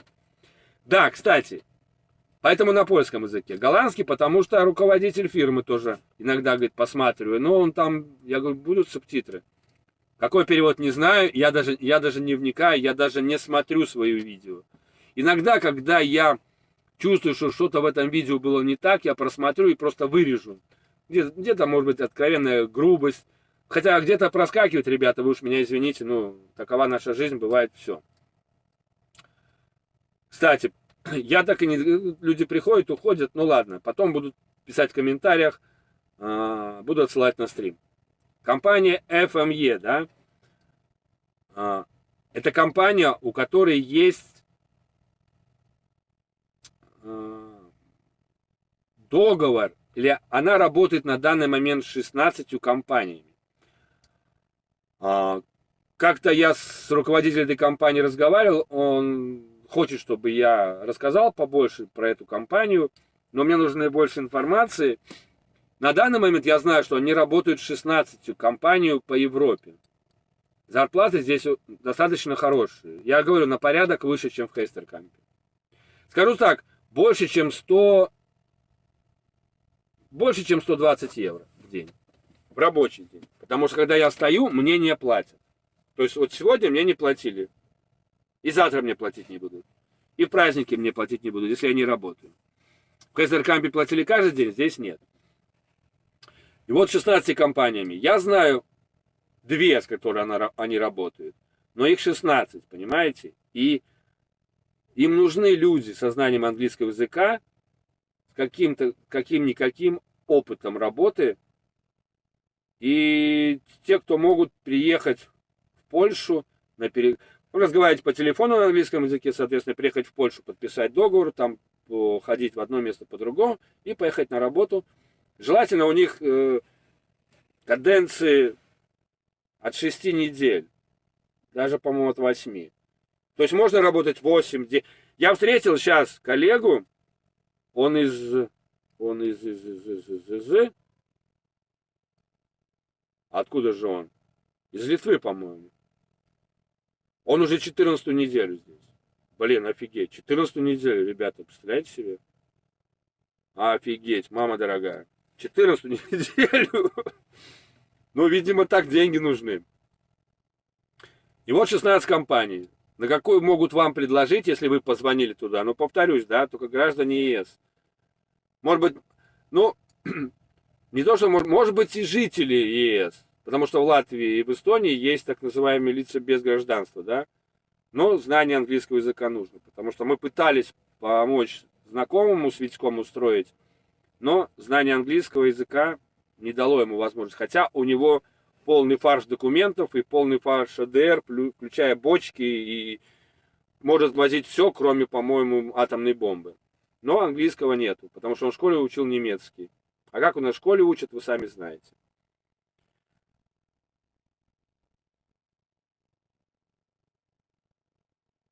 Глеб Топчик. Почему ушел с Хестеркампа? Глеб, привет. Это старый знакомый, еще по троллейбусам. Почему шел с Хестеркампа, я вот недавно говорил. Потому что планы в жизни поменялись, и мне нужен другой график. Мне нужен график 8-4, соответственно, с зарплатой не 80 и даже не в 90 евро. Поэтому я ушел с Хестеркампа. А так, ребята, о Хестеркампе я говорю и буду говорить. У меня только ну вообще, блин, приятные воспоминания. Были там проблемы с некоторыми диспетчерами, но это все решаемо, потому что если ты понимаешь, что ты прав, и ты ставишь их на место, то все в порядке. Я ни разу не звонил директору, ни разу не жаловался, ни разу не просил повышения зарплаты. Я ничего ни разу не делал. Я 11 раз позвонил ему, сказал, что так нельзя делать, бросать меня во Франции на пятница, суббота, воскресенье, понятие, на 4 дня под забором, блин. Что это некрасиво, блин. Вот единственное, что я ему позвонил. И то я ему написал, он мне сам перезвонил. Это был единственный раз. А так, Хестеркамп, особенно если вы новичок, супер-пупер вообще. Хотя кто-то мне сейчас сказал из моих подписчиков, что он был на переговорах, и ему сказали, что нужно... Они берут без опыта только те, кто работал там на троллейбусах, на автобусах, на грузовиках, что сходите по Тевкрейс, поработай там. Кстати, если кто-то меня из Хестеркампа сейчас смотрит, это что, правда такая, что вы берете только те, кто хотя бы поработал на больших машинах? Ну, ребята, ну к вам уже не пойдут люди. Ну, не надо так делать. Или это просто какая-то утка, неправильно человек понял. Потому что я был без опыта. Я знаю ребят без опыта. Я знаю вот Каспар без опыта. Арвид без опыта. Они работают в Хестеркампе. Работали, тоже ушли. То там из-за зарплаты и других вещей. Если вы, кстати, Каспар, Арвид, меня смотрите, привет вам. Они после меня приходили, тоже мои подписчики. Серега там, блин, после меня мой подписчик. Там достаточно много моих подписчиков пришло без опыта. И они смотрят мой канал. Ну, смотрели, по крайней мере, сейчас они же, типа, опытные, крутые. Ну, что поделать. Каждый смотрит то, что ему нравится. И не было такого разговора, что сходи в Крейс поработай. Ну, не знаю. Ну, попробуйте в Крейсе. Ну, вот Хестеркамп у меня самое хорошее воспоминание. И я ушел красиво, и я не сказал, что я ухожу навсегда, пошли вы там нафиг. Все в порядке с этим.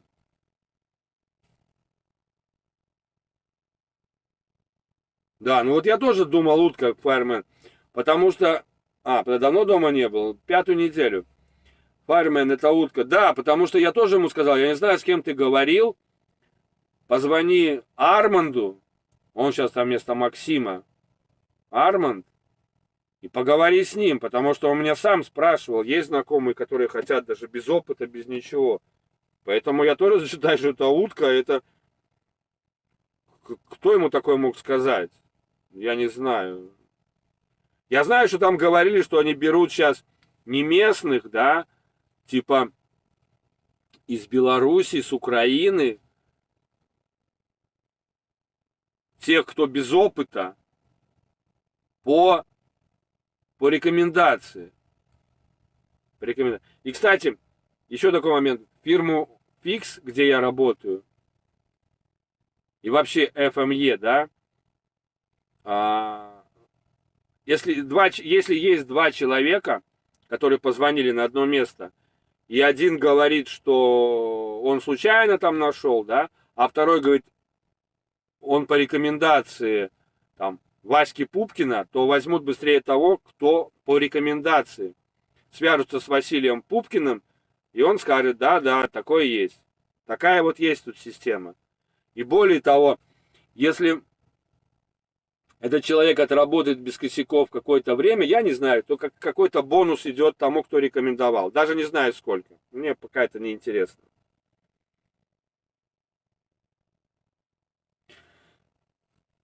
Глеб, а кто с тобой ехал стажироваться в Хестеркамп? Он уволился или работает? Это был... Как его звали-то? Илмарс. С Илмарсом вообще веселуха. Он поработал, по-моему, 2 каденции, уволился,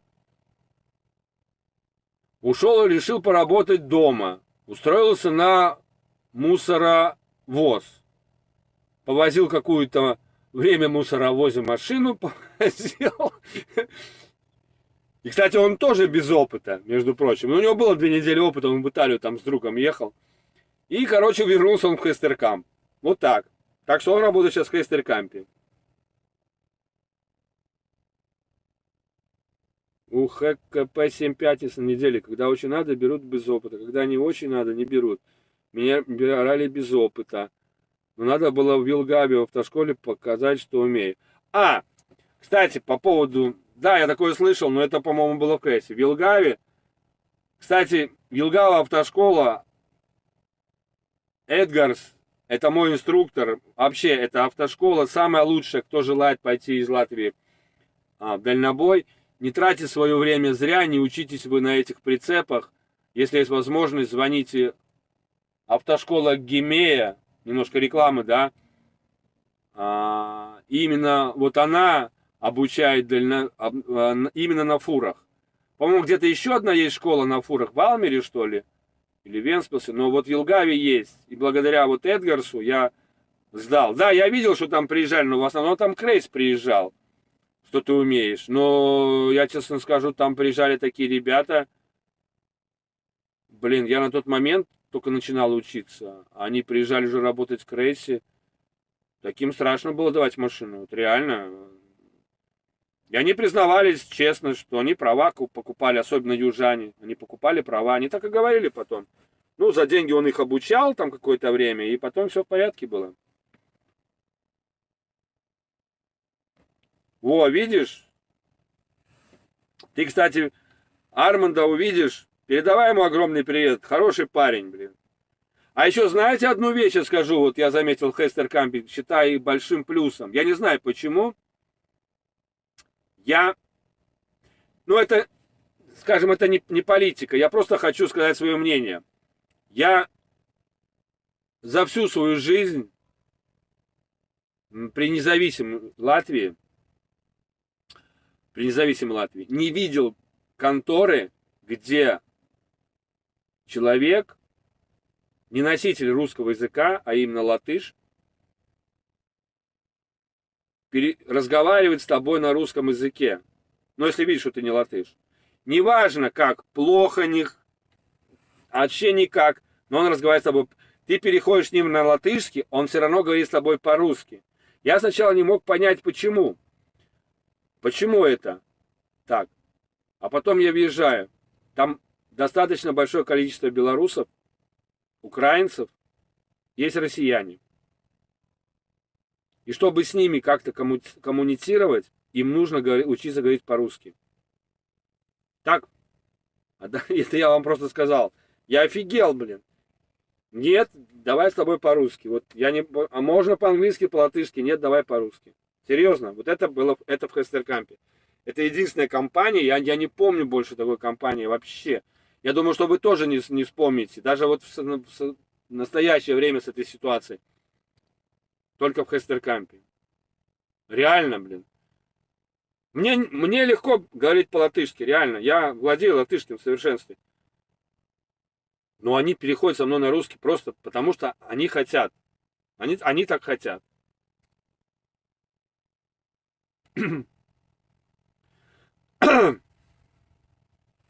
Нет, с кем-то с троллейбусов. У меня, Глеб, понимаешь, как тебе объяснить? У меня такой принцип жизни. Я не возвращаюсь как бы в старые конторы, да. Кто-то любит возвращаться, типа похвастаться, там, типа своими достижениями, показать, как он-то крутой, либо там, типа, соскучился. Я так не делаю. Я не иду ни в парк, ни в первый, ни во второй, на конечке. Нет, я общаюсь с теми, кто там до сих пор работает, но это такое общение чисто дружественное. Вообще, причем общение, которое вообще не касается работы. Как в троллейбусе, так и в дальнобое. Вообще. Чисто дружеские отношения. С Димой общаюсь. С женой его общаюсь. С Раймондом общаюсь. С Серегой общаюсь. Но чисто так по делу. Вот реально, вот чисто по делу. Но с девчонкой, которая уехала тоже в Голландию, общаюсь. Но она ушла из Рига Сатекс. Но никакой ностальгии, никакого там типа попытаться сказать, вы там лошары тут или что-то. Такого нету. Каждый там, где он хочет.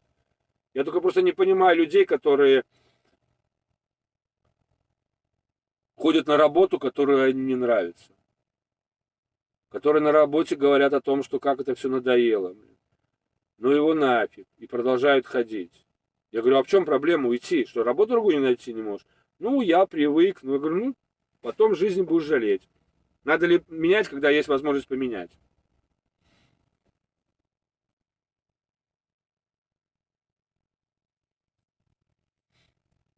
Алекс, это было уже лет 5 назад. Автошкола на самом деле хорошая. Нет, я верю, что это было возможно, но меня никто никуда не посылал, тем более я там учился. Но я видел, приезжали ребята ю- южане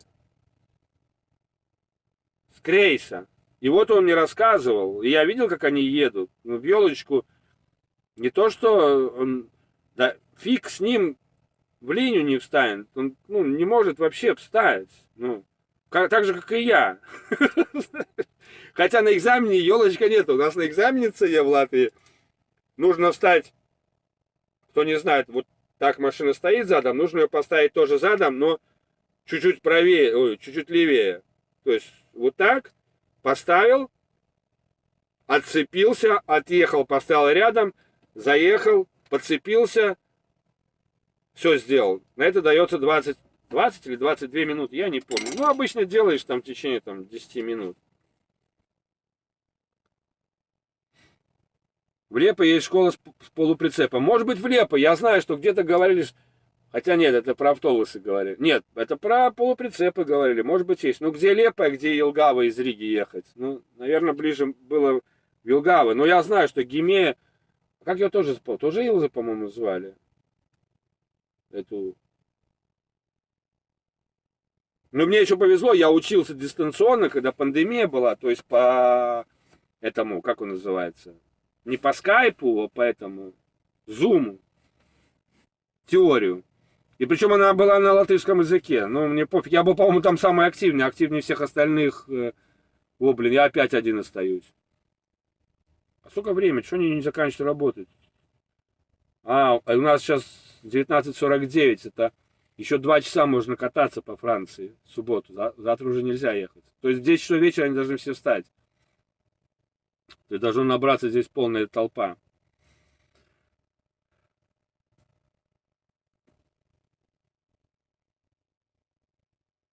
По поводу латышского. Есть местная рижская компания. Девушка-диспетчер тоже очень плохо говорила по-русски. Я ей сказал, давайте по-латышски. Он сказал, нет, мне нужна практика. Вот я об этом и говорю, что, как это, знание, чем больше языков ты знаешь, тем больше для тебя лучше. И во всех отношениях. А если тем более эта компания связана с логистикой, не знаю, банковскими услугами, интернет-провайдеры. Просто вообще надо знать как минимум 2 языка, живя в Латвии, правильно? Ну, я думаю, правильно. Как-то вот так. Ну что, ребята, еще... хотел же рассказать. Короче, у меня получилась такая вот вещь. Я приехал на базу. Мне эта неделя вообще была такая... Мама, не горюй. Пришлось мне нарушить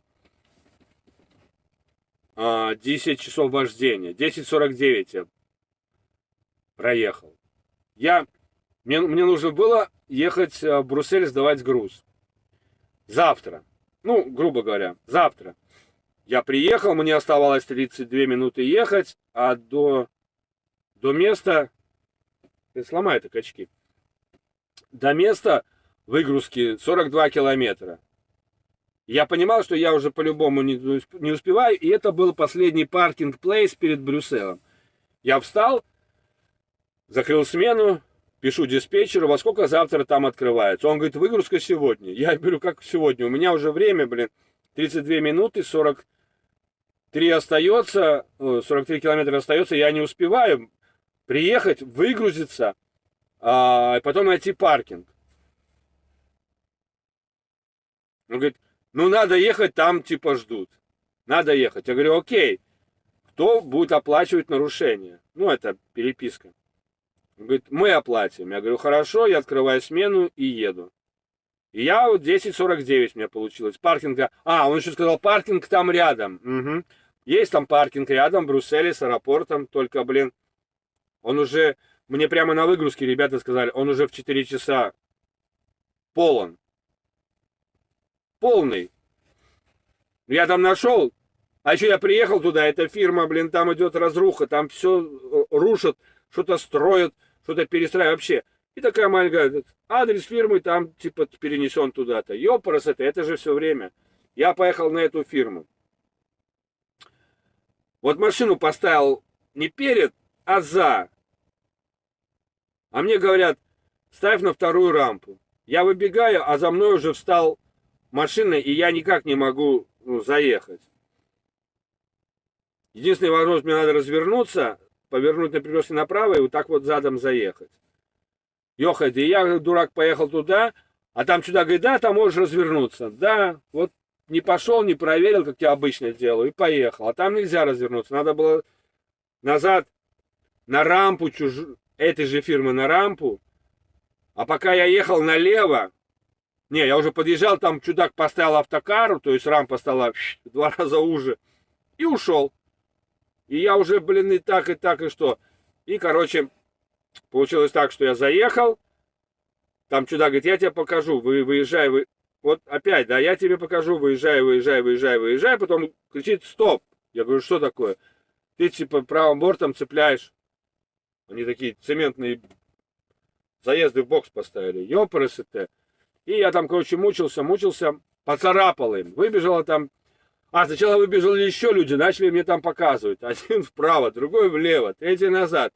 Это все на французском языке, который я офигенно понимаю, блин. Короче, вперед подал. Короче, задом я вот так вот, не с рампы, а вот так выехал. Приходит ко мне там чудак, говорит, ты там рампу поцарапал, мне нужна твоя лицензия водительская. Я говорю, я вам не дам ее, я позвоню сейчас в фирму, узнаю, что делать. Он говорит, хорошо. Я говорю, не переживайте, я никуда не еду, я же здесь. Но этот мне говорит, пришли фотографии, диспетчер. Я пошел, сфотографировал, блин. Там внизу такая одна царапина, одна маленькая царапина, какие-то следы от колес. Думаю, ну, блин, у меня такого не было. Я не царапал так сильно. Я сразу, как он мне сказал, так я вернулся, а потом задом также вывернулся. У меня могла быть только одна царапина, ну, одна. От этого, знаете, от косяка двери на прицепе. Там, ну, блин, не 2, не 3. У меня нечем там царапать больше. Короче, послал ему, он говорит, ничего страшного, в ЦМРке напишут и все, можешь ехать. Я говорю, окей. Ну, они потом сняли фотографию моего удостоверения, сняли паспорта, фотку. Ну да. И я поехал, стал там на паркинге. А утром думаю, у меня же видеорегистратор есть. Я могу посмотреть, какие там царапины. Включаю ли видеорегистратор? Ёхайды. А там, блин, эти царапины присутствуют, когда я подъезжаю к рампе. Да, я согласен, может быть, я одну оставил, потому что видно, что мел там есть на этом сзади. Послал диспетчеру, говорю, смотри, вот фотографии, как я подъезжаю, вот видео с регистратора, там это уже все есть. Я, может быть, где-то оставил там маленькую царапинку. Сравни с фотографиями. И ну все. Вот такая фигня, знаешь, решили на мне заработать. Эти ставят высокие бетонные и думают, что их никто не поцарапает. А нафига вот эти вот большие бетоны? Я что-то понять не могу, блин.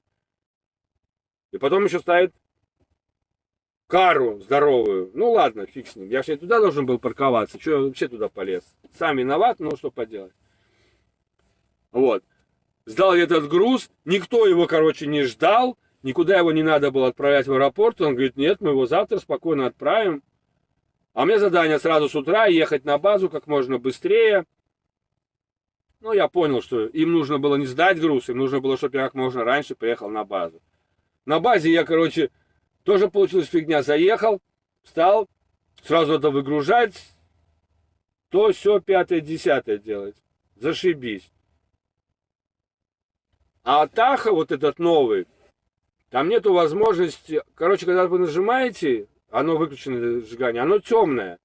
Чтобы, блин, посмотреть, что я ставлю стульчики, стол, там, или стол, молотки, я должен фонариком работать. Иначе вы включаете зажигание, ставите молоточки, выключаете зажигание, у вас опять кроватка. Но я поставил там кроватку, а не знаю потом, что произошло. Да, кстати, я сделал распечатку, что нарушил 1049, и написал, почему нарушил, что нарушил, и как так произошло. Ну, все написал. Вчера вечером я приехал, надо снять, думаю, чип-карту, посмотреть про это нарушение, 1049, проехал. Хоп, у меня вылазит другое нарушение, что у меня было беспрерывное время вождения, 5 часов, там 30 минут. Откуда?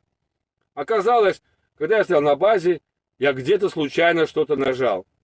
И у меня моя кроватка на 1:30 переключилась в конвертик.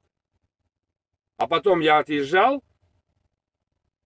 чтобы залить AdBlue на базе. Включил, выключил, и у меня стало, как это называется, опять кроватка. Зашибись, блин. Ну, сделал распечатку, еще, правда, не писал описание. Ну, конечно, напишу, стоял на базе, блин. Не знаю, кто тут залез в кабину, лазил, блин, ходил в душ, блин, мылся, брился, блин. Отдыхал, пока меня грузили. Вот такая вот фигня происходит у меня. Какая непруха, ребята, невезуха. Нарушений уже целых 3, блин. Одно было, помните, там тогда, это есть на канале, где там 5 минут, по-моему, я больше отработал. Потом 10:49 проехал, тут типа 5:30. Ну как, конечно, я думаю, что они там поймут, что это типа, блин, какая-то случайность. Но там заходило, кто-то там брал мои документы из офиса, может, он случайно нажал, блин, тут пальцем. Фиг его знает. Такие вот дела. По поводу Латышка есть местная... Ага, ну это я прочитал. Видишь? Видишь, а здесь автомат на Вилгаве. Да. Но все равно хотя бы полуприцеп есть.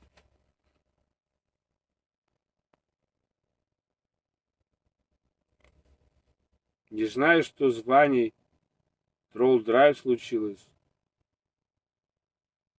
С Ваней Тролл Драйв? Не знаю, не знаю, что такое. Я не знаю.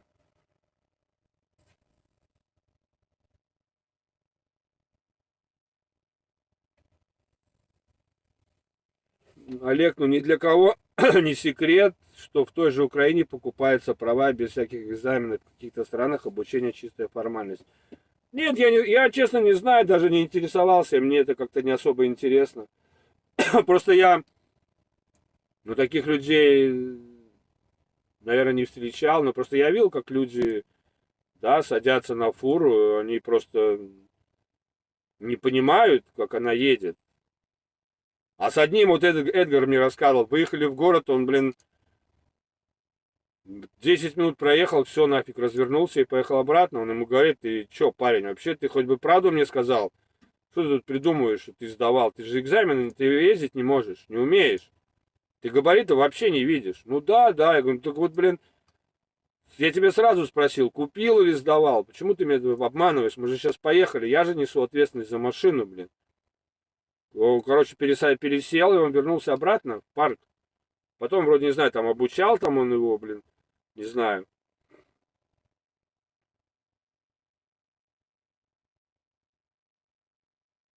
Он видео давно не снимал. А что за Ваня? Подожди, может быть, что-то... Этот, который там в частном доме живет? Я что-то не помню, Ваня. Или этот малой такой?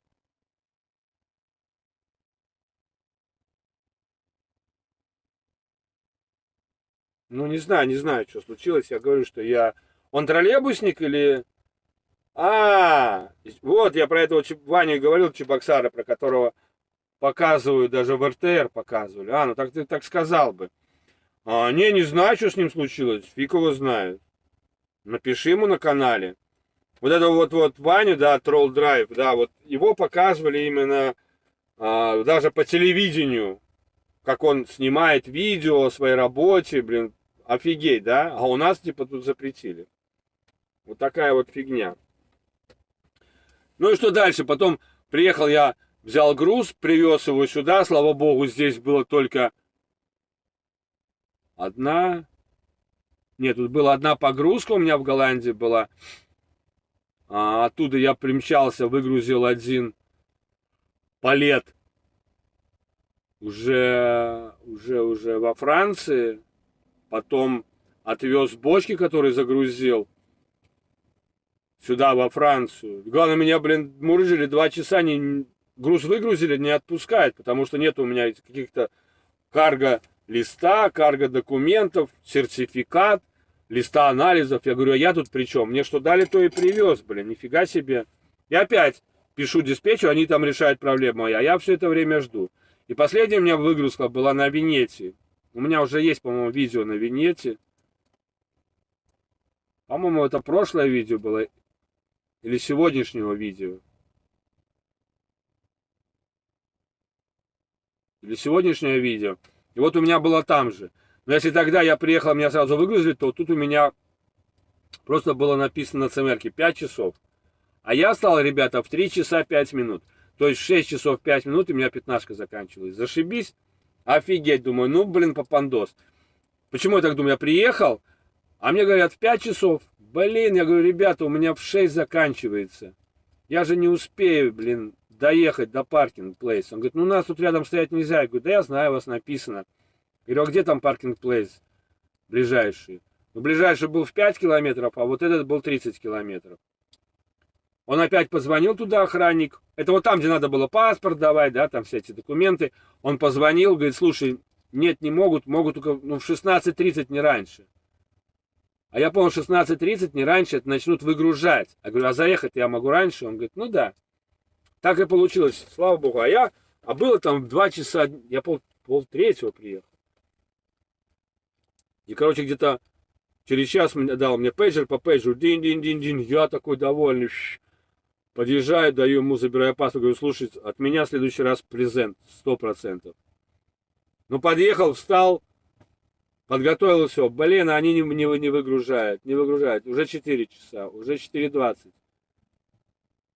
И они начали меня выгружать 4:37. У меня было 25 палетов. Ребята, они меня выгрузили за 10 минут. Офигел! Это подъезжает такая фигня, сразу 3 палета. А у меня было 25. Они были, ну, двухэтажные. И вот подъезжает такая, берет этих 6 палетов сразу. Я так засекаю, блин, на один этот заход 1 минута. Я бегом уже в диспетчерскую обратно документы. Блин, там пришлось ждать минут 10. Я говорю, блин, цигель, аллюлю, Михаил Светлов, ребята, блин. Говорит, сейчас, подожди, блин. Дай документы, я приехал на ту. А там она стоит возле, ближайшая стоит возле телепейджа. Ну, это типа телепаса испанского, да, эти гейты. А я приезжаю и понимаю, что мне здесь не хочется стоять, потому что на 2 или 3 машины места, даже на 2, по-моему, не туалет, а обычно на телепейджах там солидный. Если там был хороший бы туалет, я бы там остался. Но там ничего нету. А, это не 30 километров, следующая 30. Это почему-то не показывал мой сайджик. Я думаю, блин, нафиг. А там надо развернуться, по бабочке проехать. И я понесся сюда, в сторону... Это самое, как он, блин.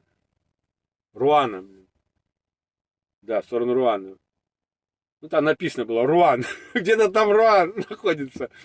И, короче, я понимаю, что 30 километров, но я успеваю даже до 30 километров. Более того, я успевал бы вернуться туда-обратно. У меня времени хватало. У меня оставалось там больше часа, там. 1:05 где-то. Смотрю, по дороге через 2 километра паркинг, через 500. Заезжаю, здесь, блин, пустота, блин, ну, несколько машин. Ну, единственное, об этом паркинге я читал, что здесь узкие, елочка узкая. Не знаю, наверное, трудно выезжать или что ли, трудно заезжать. Ну да, тут близко и камни, вот. Если становится, наверное, как я сейчас стал, не доезжая подальше. Слева метров 5 не доехал, справа метра 2 не доехал. Тогда можно будет выехать. Вот. Ну вот и сюда приехал, здесь и встал. Ну а диспетчеру написал, блин, а что, завтра работы нету, у меня же 24-ка. Он говорит, нету, только в понедельник.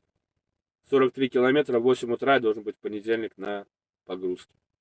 И потом поеду наверх туда, за Амстердам, выше выгружаться. Такая вот сейчас ситуация, ребята. Нифига себе, я тут болтаю уже, блин.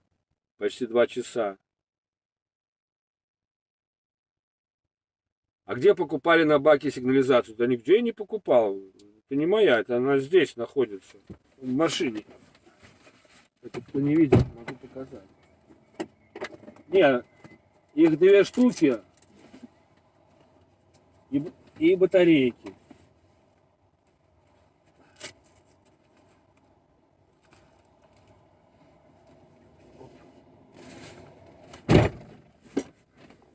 Вот такой ключик. И вот такая сигнализация. Дверь так плохо закрывается во веки. Это просто жесть. Сейчас свет погаснет еще. Но плохо видно, наверное, сейчас.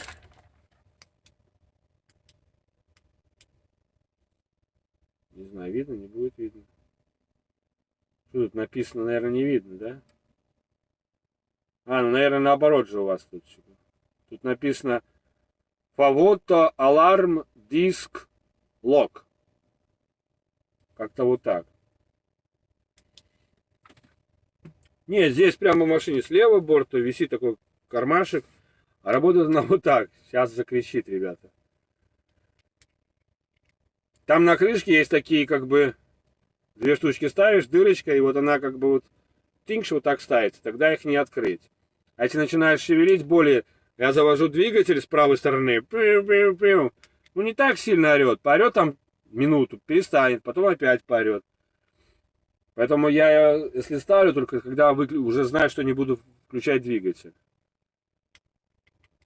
Вот так вот. Бывает, по утрам не можешь сразу попасть с ключиком в эту самую, она начинает орать. И там люди же спят, коллеги, знаешь. Не особо хочется их... Вот так, типа. Я закрыл. Не знаю, видно, не видно. Вот, видите, закрылось. Ой. Вот, видите, открыто. Хоп, закрыл, повернул. Ключ вытащил. Теперь, если... Сейчас начнет орать.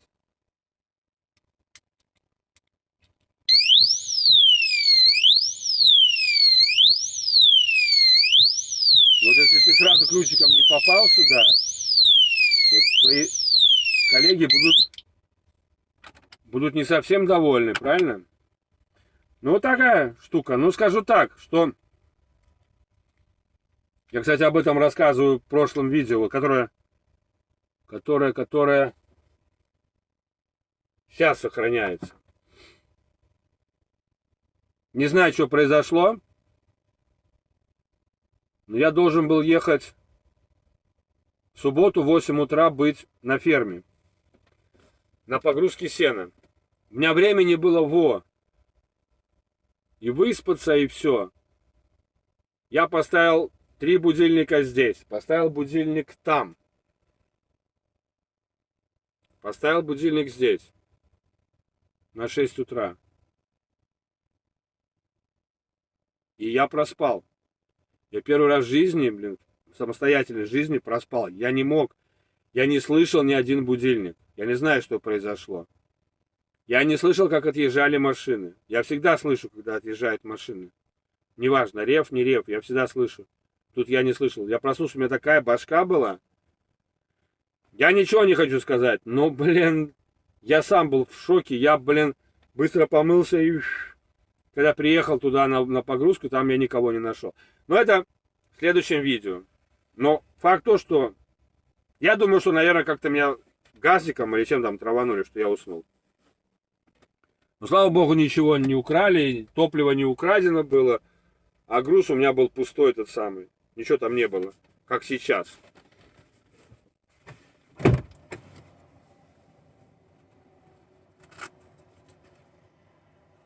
Так что я даже не знаю, сколько она стоит, эта сигнализация.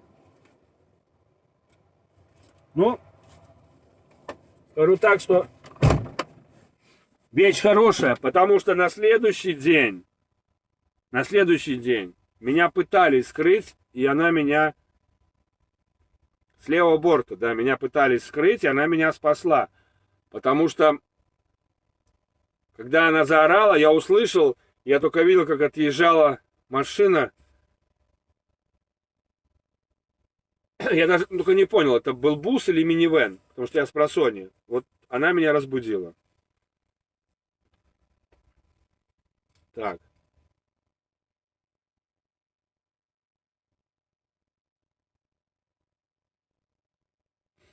Я понимаю, это вот косяк, но они сказали, что езжай, они оплатят. Ну, посмотрим, надеюсь, оплатят.